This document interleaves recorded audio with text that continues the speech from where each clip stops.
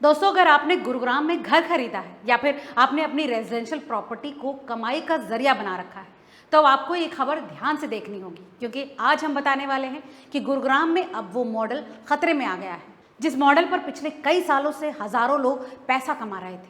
जी हाँ, हरियाणा शहरी विकास प्राधिकरण यानी HSVP ने 400 से ज्यादा घरों को शो कॉज नोटिस भेज दिया है। और वजह, रेजिडेंशियल मकानों के अंदर कमर्शियल एक्टिविटीज चलाना। मतलब जिन घरों में फैमिलीज रहनी चाहिए थी, वहां आज पीजी चल रहे हैं, हॉस्टल चल रहे हैं, play school, gym, beauty parlour, coaching centre, clinics और प्रॉपर्टी डीलर ऑफिस तक खुल चुके हैं। अब सरकार ने साफ संदेश दे दिया है कि घर को बिजनेस हब बनाओगे तो एक्शन होना तय है। रिपोर्ट्स के मुताबिक sector 4, 5, 7 extension, 9, 9A, 10, 10A, 12A, 14, 15, 17, 21, 22 और 23 पूरी तरह से स्कैनर पर है। यानी पूरा ओल्ड गुरुग्राम अब एनफोर्समेंट रडार पर आ चुका है। हिंदुस्तान टाइम्स की एक रिपोर्ट की माने तो HSVP ने बाकायदा सर्वे कराया और सर्वे में जो तस्वीर सामने आई है उसने अथॉरिटीज को और भी चौंका दिया। रिपोर्ट में बताया गया है कि करीब 40% मकानों में पेइंग गेस्ट यानी पीजी चल रहे हैं। लगभग 10% घरों में प्ले स्कूल या फिर डे केयर सेंटर्स ऑपरेट हो रहे थे, जबकि बाकी घरों में gym, salon, tuition centres, clinics, boutique और प्रॉपर्टी डीलर ऑफिस जैसे कमर्शियल सेटअप्स मिले। अब जरा सोचिए कि रेजिडेंशियल कॉलोनी धीरे धीरे मिनी कमर्शियल मार्केट में तब्दील हो चुकी है। दोस्तों, इस सबके चलते रेजिडेंट्स लगातार शिकायतें कर रहे थे कि कॉलोनियों में पार्किंग क्राइसिस बढ़ रहा है, सड़कों पर हर वक्त गाड़ियां खड़ी रहती है, ट्रैफिक जाम लगा रहता है, नॉइज पोल्यूशन हो रहा है और सबसे बड़ा डर सिक्योरिटी का है, क्योंकि लगातार आउटसाइडर्स की एंट्री बढ़ चुकी है।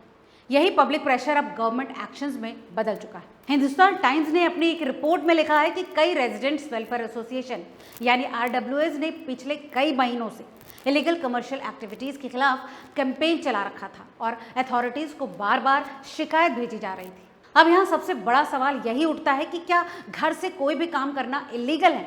दोस्तों, इसका जवाब है नहीं।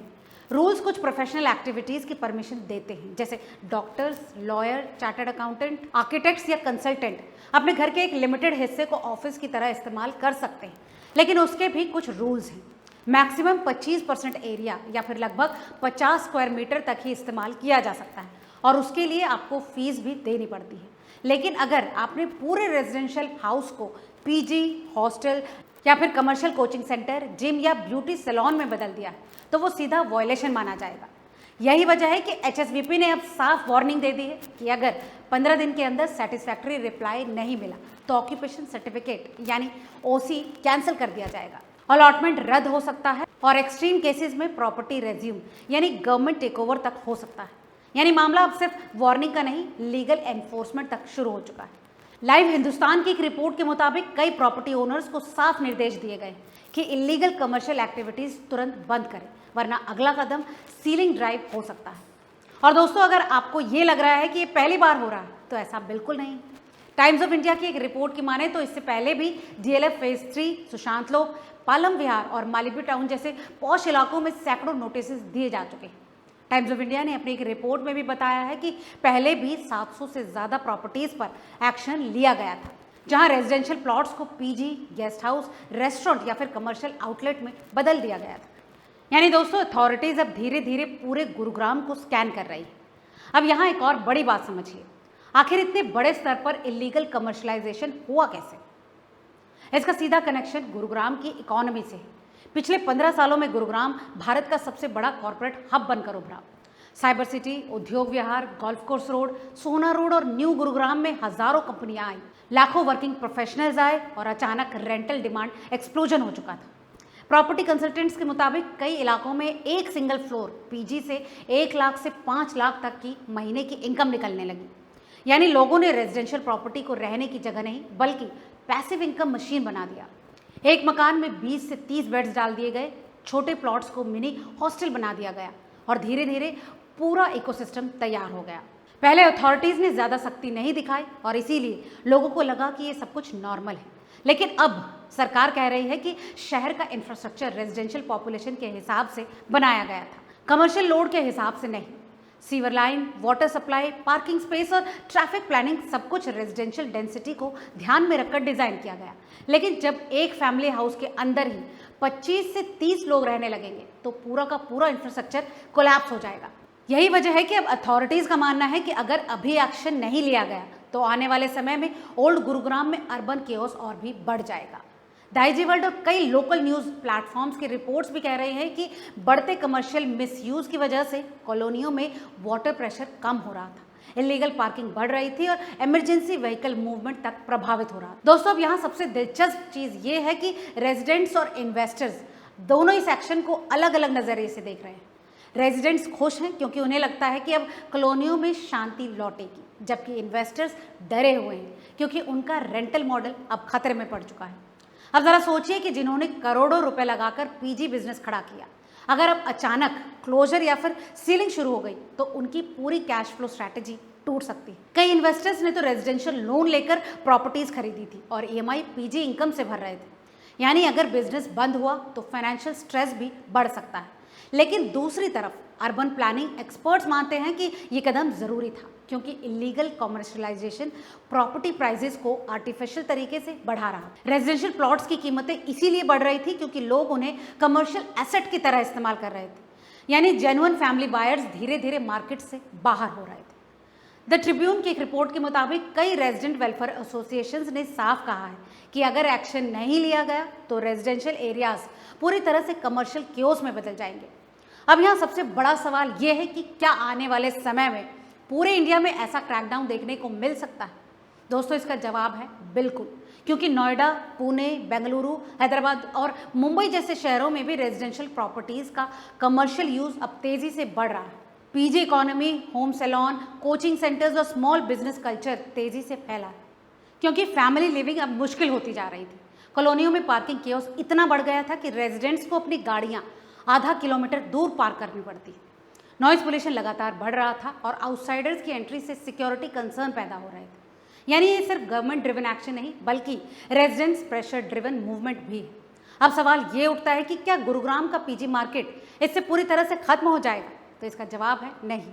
लेकिन दोस्तों, इनफॉर्मल पीजी मॉडल जरूर खतरे में पड़ चुका है। अब इन्वेस्टर्स को प्रॉपर कमर्शियल लाइसेंस लेना पड़ेगा, फायर नोटिस लेना पड़ेगा, पार्किंग कंप्लायंस दिखानी पड़ेगी, बिल्डिंग नॉर्म्स फॉलो करने पड़ेंगे और शायद कमर्शियल कन्वर्जन चार्जेस भी देने पड़ सकते हैं।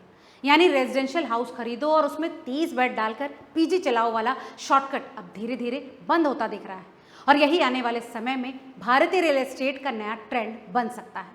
कंप्लायंस बेस्ड इन्वेस्टमेंट मतलब अब सिर्फ प्रॉपर्टी खरीद लेना काफ़ी नहीं होगा, अब लीगल स्ट्रक्चर भी समझना होगा। लाइव हिंदुस्तान की एक रिपोर्ट के मुताबिक कई प्रॉपर्टी ओनर्स को वार्निंग दी गई है कि अगर इलीगल कमर्शियल यूज बंद नहीं किया गया तो स्टीलिंग एक्शन भी हो सकता है। दोस्तों, अब यहाँ सबसे बड़ा डर इन्वेस्टर्स के मन में ये है कि क्या इससे प्रॉपर्टी प्राइसेस गिर सकते हैं।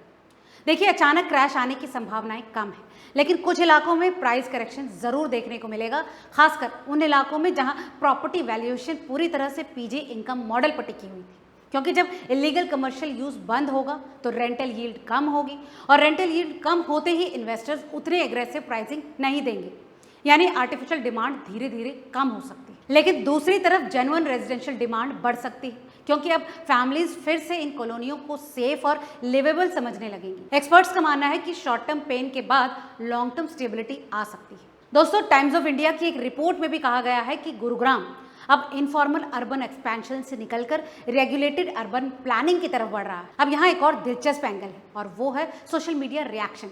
रेडिट और लोकल कम्युनिटी प्लेटफॉर्म्स पर लोग अब इस मुद्दे में दो हिस्सों में बढ़ चुके हैं। कुछ लोग कह रहे हैं कि गवर्नमेंट लोगों की एक्स्ट्रा इनकम छीन रही है क्योंकि आज की महंगाई में रेंटल इनकम कई फैमिलीज के लिए ज़रूरी हो चुका है, जबकि दूसरी तरफ कई रेजिडेंट्स कह रहे हैं कि रेजिडेंशियल एरियाज को कमर्शियल हब में बदल देना पूरी तरह से गलत है क्योंकि इससे प्राइवेसी, सेफ्टी और क्वालिटी ऑफ लाइफ खत्म हो जाती है। जिन लोगों ने करोड़ों रुपए लगाकर रेजिडेंशियल प्रॉपर्टी को बिजनेस मॉडल बना लिया था, आज वही लोग नोटिस, पेनल्टी और सीलिंग के डर में हैं। यानी अगर आपने शॉर्ट टर्म प्रॉफिट के लिए रूल्स इग्नोर किए तो लॉन्ग टर्म में पूरा इन्वेस्टमेंट खतरे में पड़ सकता है।